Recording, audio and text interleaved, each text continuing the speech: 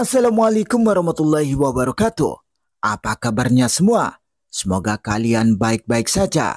Kali ini saya akan membahas alur novel Donghua Swallowed Star. Tanpa basa-basi, yuk langsung disedot.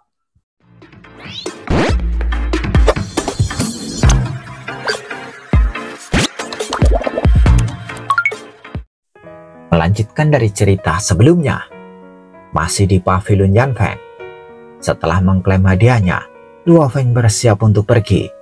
Tapi tiba-tiba, ketua serikat Yanfeng memanggil sambil tersenyum. "Luo He, perkenalkan diriku. Saya berasal dari klan kekaisaran kerajaan Yanfeng kuno. Nama saya Di Chuyu. Sungguh takdir kita bertemu di kota Huya." Klan kekaisaran kerajaan Yanfeng kuno? Luo Feng bukanlah seorang kultivator pengembara yang bodoh. Sebagai pewaris jalur ganda, Luo Feng tahu betul apa arti klan kekaisaran kerajaan Yanfeng kuno. Di benua asal yang luas, ada banyak kekuatan yang tak terhitung jumlahnya, dan mereka yang dapat membangun kerajaan dewa benar-benar luar biasa. Di antara banyak negara, beberapa kuat, sementara yang lainnya lemah. Negara-negara seperti kerajaan Tianmu yang legendaris, yang memiliki binatang sektor jauh lebih unggul daripada kerajaan Xi, kerajaan Yu, dan negara-negara sejenisnya, sehingga menjadikannya negara kelas 1. Namun kerajaan kuno Yanfeng dan kerajaan kuno Guntur melampaui semua negara lain. Menurut informasi yang dijelaskan dalam warisan, yang paling berkuasa di kerajaan kuno Yanfeng adalah keluarga kerajaan. Keluarga kerajaan sangat kompetitif, terbagi menjadi 13 cabang, masing-masing memiliki kualifikasi untuk bersaing memperebutkan tahta. Garis keturunan Dichu adalah salah satu dari 13 cabang ini, pikir Luo Feng. Dia akhirnya memahami asal-usul agung dari ketua serikat Yanfeng ini. "Saya tidak menyangka akan bertemu Yang Mulia Di Chuyu di kota terpencil ini," kata Luo Feng sopan. "Saya tidak berhak dipanggil Yang Mulia. Saya hanyalah dewa sejati abadi. Anda bisa memanggilku Chuyu," kata Di Chuyu sambil tersenyum. "Luo He, kau mampu membunuh awan darah yang menunjukkan bahwa tubuh dewa, alam dan kehendakmu semuanya telah mencapai tingkat puncak yang sangat tinggi. Hanya sedikit orang di kerajaan Yu yang dapat dibandingkan denganmu. Jika kau dapat memahami hukum kekacauan dan menjadi penguasa kekacauan di masa depan, aku dapat membantu memperkenalkanmu. Aku tidak dapat menjamin banyak hal, tetapi tidak akan sulit bagimu untuk menjadi pejabat tamu dari garis keturunan Dichu," kata Di Chuyu sambil tersenyum. Pengenalan garis keturunan Dichu dari kerajaan kuno Yanfeng? Luo Feng tidak dapat menahan diri untuk bertanya. "Chuyu, apakah kau benar-benar menganggapku setinggi itu?" Semakin banyak dia pelajari, semakin dia mengerti betapa sulitnya menjadi pejabat tamu keluarga kerajaan dari dua kerajaan kuno. "Bahkan jika kau menjadi penguasa kekacauan melalui jalur hukum, garis keturunan Dichuku pada umumnya tidak akan merekrutmu. Namun, aku bersedia membuat pengecualian," kata Di Chuyu sambil menatap Luo Feng. "Aku tidak peduli dengan kekuatanmu. Aku hanya peduli dengan karaktermu. Kau telah berada di kota Huyang selama lebih dari 20 era, dan aku telah mengamatimu dengan jelas. Kau menunjukkan belas kasihan kepada yang lemah dan membenci kejahatan. Demi temanmu Entropi Tianyan, kau dengan marah mengejar dan membunuh Yu Tianhu, Yu Tianyi, dan Awan Darah," kata Di Chuyu sambil tersenyum. "Kau setia dan baik hati, dan aku tentu ingin menjadi temanmu. Di benua asal saat ini, beberapa individu yang kuat sangat berbakat, tetapi egois dan kejam. Siapa yang tahu kapan mereka akan mengkhianatimu?" Luo Feng akhirnya mengerti. Ternyata semua yang dilakukannya membuat anggota kerajaan kuno Yanfeng ini mengaguminya. "Tentu saja, premis dari perkenalan ini adalah bahwa aku sendiri harus menjadi penguasa kekacauan. Hanya dengan begitu, aku akan memiliki kualifikasi untuk merekomendasikanmu sebagai pejabat tamu. dan kamu juga harus menjadi ahli alam kekacauan di jalur hukum, yang merupakan persyaratan minimum untuk merekrut pejabat tamu. Jelas dijoyo. Wakil ketua serikat tersenyum dan menambahkan, Luohe, ingatlah untuk tidak sepenuhnya mengabdikan diri kepada kerajaan Yu, untuk menghindari ketidakmampuan melepaskan diri di kemudian hari. Bagaimanapun, peluang di negara kecil yang terpencil seperti ini terlalu langka. Pemimpin kerajaan Yu hanyalah pejabat tamu dari kerajaan kuno Yanfeng kita, kata Dijoyo. Di negara-negara kecil yang terpencil, Anda tidak dapat mengakses rahasia sebenarnya dari benua asal, dan jangan pernah berpikir untuk mendapatkan beberapa sumber daya teratas. Pemimpin kerajaan Xi juga mendapatkan dukungan dari para petinggi kerajaan kuno Yanfeng karena keterampilan kulinernya. Itulah sebabnya dia memiliki status yang begitu agung. Wakil ketua serikat juga menyebutkan. Mendengar itu, Luo Feng terkejut. Pemimpin kerajaan Xi memiliki keterampilan dalam seni kuliner dan disukai oleh para petinggi kerajaan kuno Yanfeng. Informasi ini tidak tercatat dalam intelijen yang telah dikumpulkannya. Hari ini, aku hanya ingin menyampaikan beberapa patah kata terlebih dahulu. Semuanya harus menunggu hingga kau dan aku menjadi ahli alam kekacauan di jalur hukum, kata Dijoyo. Terima kasih, Cuyu. Luo Feng mengungkapkan rasa terima kasihnya. Segera, Luo Feng mengucapkan selamat tinggal dan pergi. Kau sudah merekrut Luo He sepagi ini, kata wakil ketua serikat sambil tersenyum. Jika aku menunggu hingga menjadi ahli alam kekacauan dan menerima sumber daya kultivasi dari klan, semuanya akan terlambat. Jelas Dijoyo. Selagi aku masih relatif bebas, aku harus mencari beberapa pembantu yang cocok. Anda tampaknya cukup percaya diri, kata wakil ketua serikat. Saya telah menguasai 9 jurus yang tercatat dalam buku rahasia alam kekacauan. 9 jurus ini saling melengkapi dan saya merasa sudah sangat dekat untuk memahami hukum kekacauan secara lengkap, kata Dijoyo. Wakil ketua serikat sangat gembira. Penguasa kekacauan dengan jalur hukum dan tubuh dewa yang tak terbatas. Hahaha, jika kau berhasil, klan akan mencurahkan sumber daya yang sangat besar kepadamu. Aku senang telah memilih untuk membantumu, dan tampaknya aku telah membuat pilihan yang tepat. Paman keduaku telah banyak membantuku dan saya menyimpannya dalam hatiku, kata Dijoyo. Scene berganti di rumah kekacauan nomor 913. Mo Yuqingyan menunggu sendirian. Yu Tianhu, Yu Tianji, dan bahkan Awan Darah semuanya terbunuh. Ayah berkata, kemungkinan besar guru yang melakukannya. Mo Yuqingyan tidak dapat menahan diri untuk berpikir bahwa karena gurunya telah pergi sepanjang malam, itu sangat mungkin terjadi. Hadiah untuk Awan Darah mencapai 10 juta pasir kosmik dan bahkan istana penguasa kota tidak dapat menghadapinya. Apakah Tuan benar-benar dapat membunuhnya? Mo Yuqingyan duduk sendirian di rumah besar itu, tenggelam dalam pikirannya. Mengikuti sang guru selama bertahun-tahun, dia hanya merasa bahwa sang guru tidak dapat dipahami. Gerbang utama rumah besar itu tiba-tiba terbuka dan sebuah perahu terbang masuk. Luo Feng dan Morosa melangkah keluar dari perahu itu. Tuan! Mo Yuqingyan segera menyapa mereka. Banyak tamu akan mengunjungimu dalam beberapa hari mendatang, kecuali beberapa tamu penting. Tolak sisanya, kata Luo Feng. Ya Tuan, Mo Yuqingyan telah mengikuti sang guru cukup lama untuk mengetahui siapa saja tamu penting itu. Jangan menebak-nebak. Yu Tianhu, Yu Tianji, dan Awan Darah semuanya dibunuh oleh Tuan.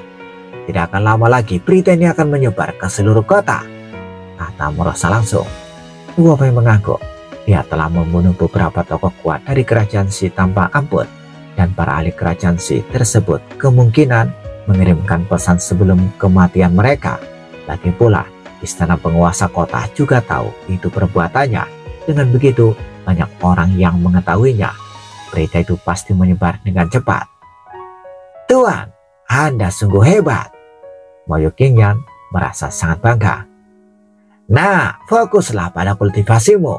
Kau bahkan belum menguasai 10 hukum dasar, desak Morosa. Kau murid pribadiku dan kau membuatku malu. Saya akan melakukan yang terbaik, Moyo Qingyan segera menjawab.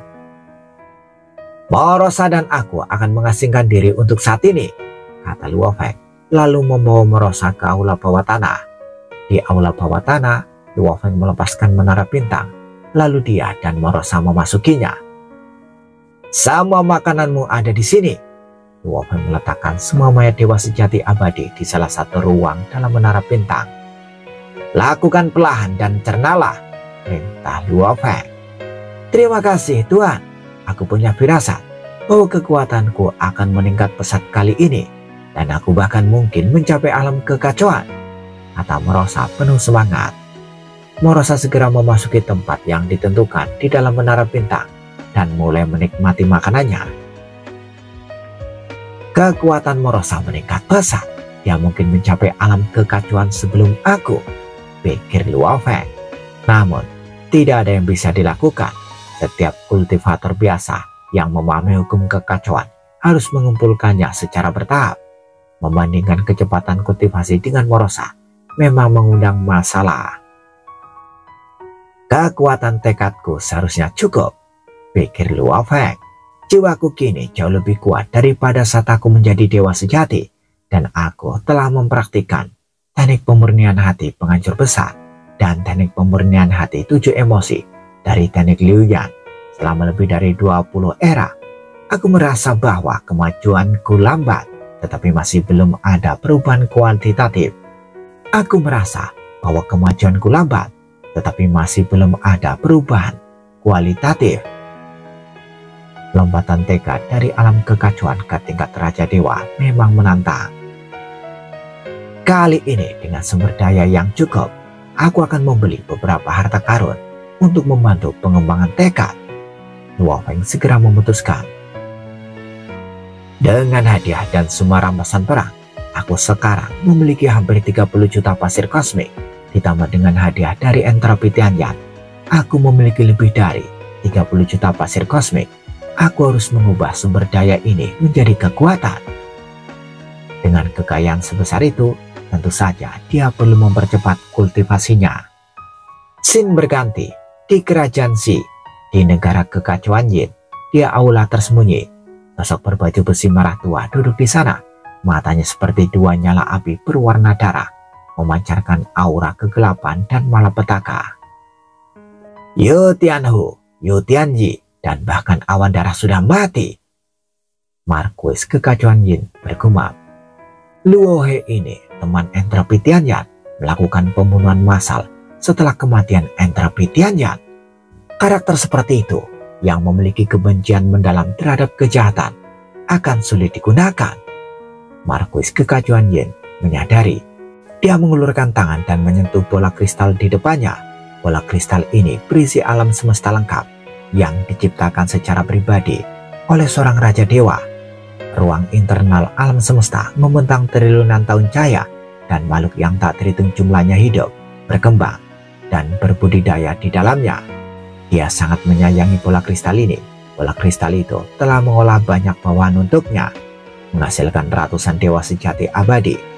Tetapi apa yang paling dicintainya adalah perasaan mengendalikan seluruh evolusi alam semesta dan kelangsungan hidup ras yang tak terhitung jumlahnya, yang juga merupakan bentuk pelatihan tekad spiritual. Kau tahu yang memiliki Luo He, jadi rencana awalku tidak lagi cocok, pikir Marquis kekacauan Yin. Baiklah, aku akan menyerahkan sebagian sumber daya di kota Huyang dan membiarkan Gerban Xinjing menanganinya. Di kerajaan Xi, di dalam kota Liuyin, sebuah rumah gua besar yang membentang miliaran kilometer menampung sekte yang dikenal sebagai sekte Xinjing. Seorang pria bermata 3, berjubah abu-abu duduk di puncak gunung, menatap langit malam yang luas, merasa agak tersesat. Benua asal tak terbatas, namun tidak ada tempat bagi sekte Xinjing untuk berakar. Pria bermata 3 itu mendesah pelan. Semua negara besar dan kekuatan besar telah mengklaim semua wilayah, bahkan daerah yang paling terpencil dan berbahaya, telah diduduki oleh penduduk asli kuno benua asal. Sekte Xinjing kami hanya membutuhkan kota besar untuk membangun akar kami, tetapi di dalam sebuah kerajaan, setiap prefektur kekacauan sudah diklaim. Bagaimana mungkin mereka memberi kita sebuah kota besar?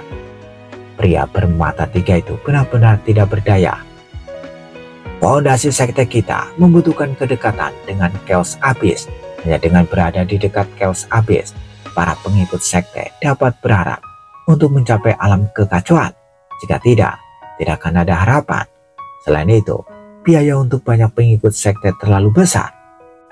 Sebuah kota besar dengan aliran sumber daya yang konstan diperlukan untuk mendukung perkembangan sekte. Pria bermata 3 itu merasa gelisah. Tetapi tanpa melihat harapan, sekte Xinjing hanya akan semakin lemah dengan semakin banyak pengikut yang pergi. Sebagai pemimpin sekte Xinjing, aku sekarang mengawasi kurang dari 20% murid yang tidak pernah Sebagai pemimpin sekte Xinjing, aku sekarang mengawasi kurang dari 20% murid yang pernah kita miliki. Pria bermata 3 itu juga merasa tidak berdaya. Sekte Xinjingku didirikan oleh seorang Raja Dewa. Bahkan setelah kematian Raja Dewa, sebelum sekte itu terpecah, masih ada 3 penguasa kekacauan di dalam sekte itu. Pria bermata 3 itu merasakan kesedihan yang mendalam. Namun, dengan tewasnya 1 penguasa kekacauan dan 2 orang melarikan diri, sekte Xinjing kehilangan pengawal penguasa kekacauannya yang menyebabkan perpecahan terus-menerus dan kepergian para pengikutnya. Bahkan aku harus bergantung pada pelindungan Tuan Liu Yin untuk menjaga nama sekte Xinjing. Gumam lelaki bermata 3 itu. Lelaki bermata 3 itu tiba-tiba merasakan sesuatu dan melihat sosok tubuh yang terbentuk dari api berwarna darah muncul di sampingnya. Tuanku, lelaki bermata 3 itu segera berdiri menunjukkan rasa hormat. Tuan Liu Yan menatapnya dan berkata, setiap kota besar di kerajaan Xi sudah diklaim, bahkan setiap kota memiliki cabang klan besar dan bahkan klan kerajaan yang terlibat. Aku tidak dapat membantumu mengharapkan basis untuk sektemu. Tuanku, perlindungan Anda terhadap sekte Xinjing telah memenuhi kami dengan rasa terima kasih. Ya, pria bermata 3 itu dengan hormat. Sekarang aku menawarkanmu kesempatan untuk mengamankan basis lagi sektemu, kata Dewa Liu Yin. Mata lelaki bermata 3 itu berbinar. Silakan berikan perintahmu, tuanku. Dia telah menunggu hari ini sejak lama. Tanpa persetujuan Raja Dewa atau penguasa kekacauan, sekte Xinjing tidak akan berani mengambil alih kota besar manapun secara paksa. Ada 3 kota besar di prefektur kekacauan Xinjiang yang berdekatan dengan wilayah kekuasaanku, kata Tuan Liu Yan. Mereka adalah kota Huyang, kota Suyin, dan kota Xinjiang. Zhu Jianghao tinggal di kota Xinjiang. Aku butuh sekte Xinjingmu untuk membantuku merebut kota Huyang dan kota Suyin. Mengenai kota Xinjiang, kau tidak perlu ikut campur. Menguasai 2 kota besar? Pria bermata 3 itu merasa tertekan.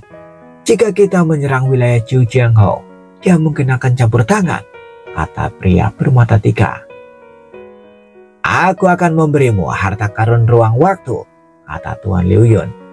Jika Zhu Jianghao campur tangan, aku akan menggunakan harta karun ini untuk melintasi ruang dan waktu dan tiba di sana secara pribadi.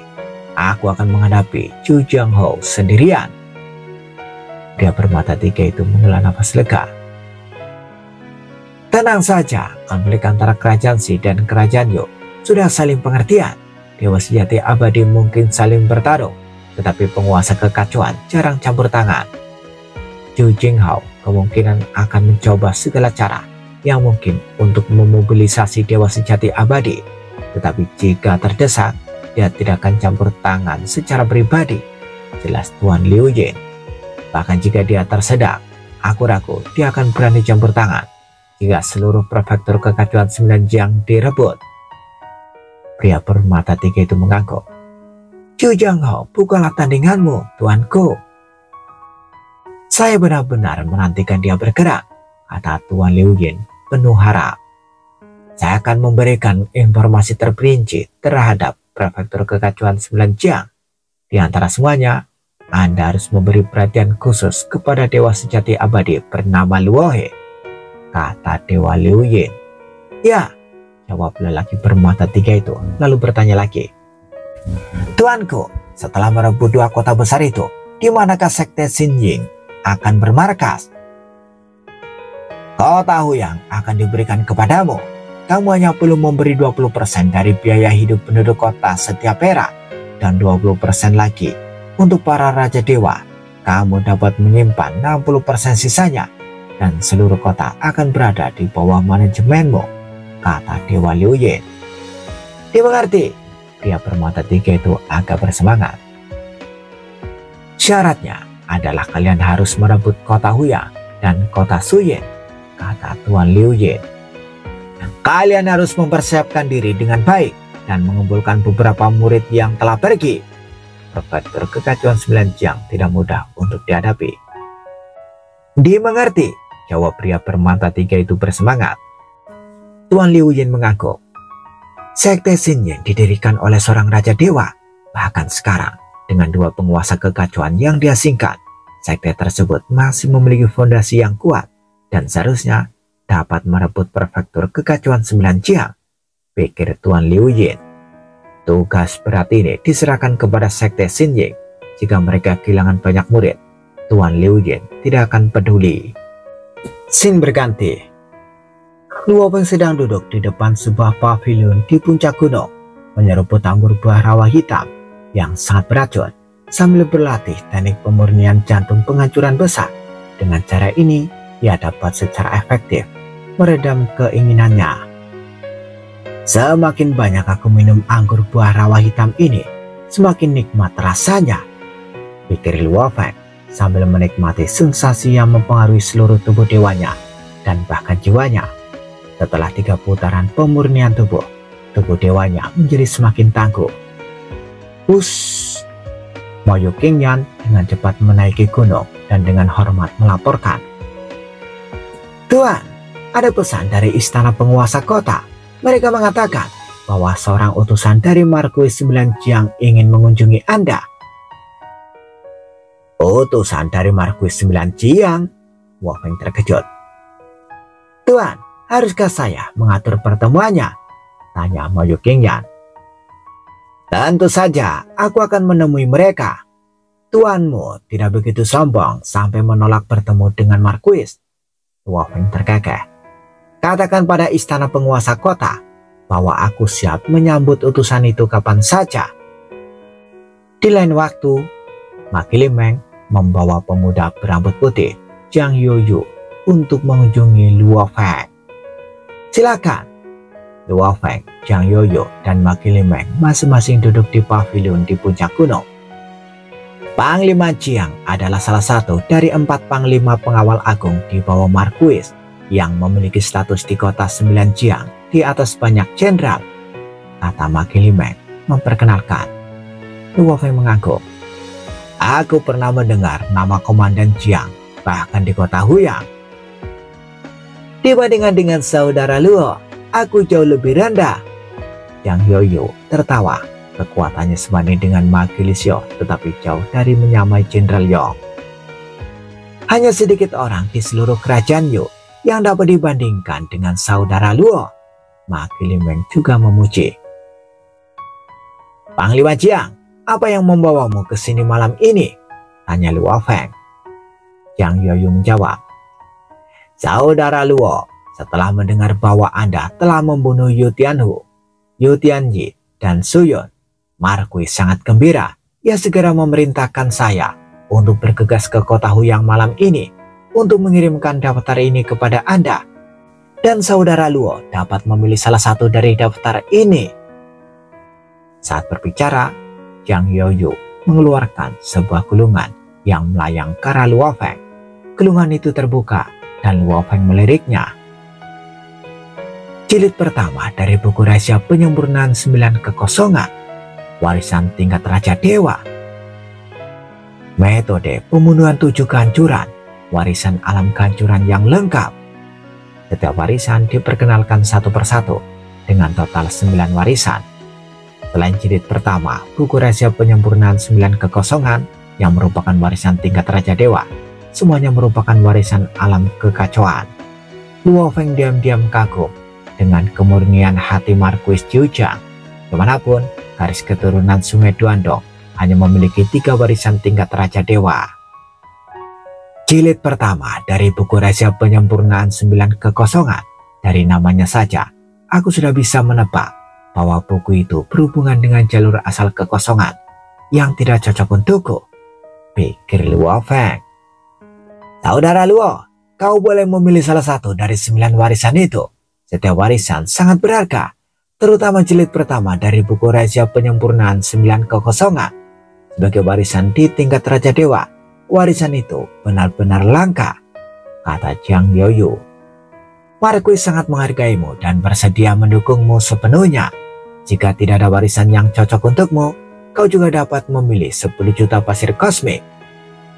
Luo Feng berpikir sejenak dan berkata, aku akan mengambil 10 juta pasir kosmik. Jiang Yoyu sedikit terkejut, bahkan warisan tingkat Raja Dewa tidak dipilih. Seperti yang telah diprediksi Marquis, dewa sejati abadi yang begitu kuat sudah memiliki warisan yang kuat. Baiklah, Marquis akan mengirim 10 juta pasir kosmik kepadamu melalui persekutuan Yan Feng, kata Jiang Yoyu. Tolong sampaikan terima kasihku kepada Marquis, jawab Luo Feng. Marquis juga secara pribadi menghubungi penguasa negara dan berbicara tentang Anda. Penguasa juga senang mengetahui bahwa kerajaan Yu kita memiliki seseorang yang berbakat seperti saudara Luo. Penguasa berkata, bahkan sebentar lagi akan ada kesempatan, dan ketika saatnya tiba, seorang utusan akan dikirim untuk menyampaikannya kepada saudara Luo. Yang Yoyo menambahkan. Luo Feng segera berdiri. Tolong sampaikan rasa terima kasihku kepada Marquis dan Tuan juga. Saudara Luo telah memberikan begitu banyak kontribusi bagi kota Huyang. Menerima penghargaan ini adalah hal yang wajar. Marquis selalu memberi penghargaan kepada mereka yang telah memberikan kontribusi dengan murah hati. Namun, Marquis Liu Yin dari kerajaan Yi sepertinya tidak akan menyerah begitu saja. Jika kota Huyang menghadapi masalah lagi, kita mungkin memerlukan bantuan saudara Luo, kata Jiang Yoyu. Luo Feng tersenyum dan berkata, apa yang bisa kulakukan sendiri? Pada akhirnya, semuanya masih bergantung pada istana penguasa kota. Tenang saja tentang konflik antara kerajaan Si dan kerajaan Yu. Pertarungan antara dewa sejati abadi tidak akan memperlibatkan master kekacauan menindas yang lemah. Jiang Yoyo meyakinkan, jika tidak, jika kedua belah pihak mulai menindas yang lemah, dunia sudah lama runtuh. Saya mengerti, Luo Feng mengangguk. Ini adalah aturan tak tertulis, tidak hanya di kerajaan Yu dan kerajaan Si, tetapi di seluruh benua asal.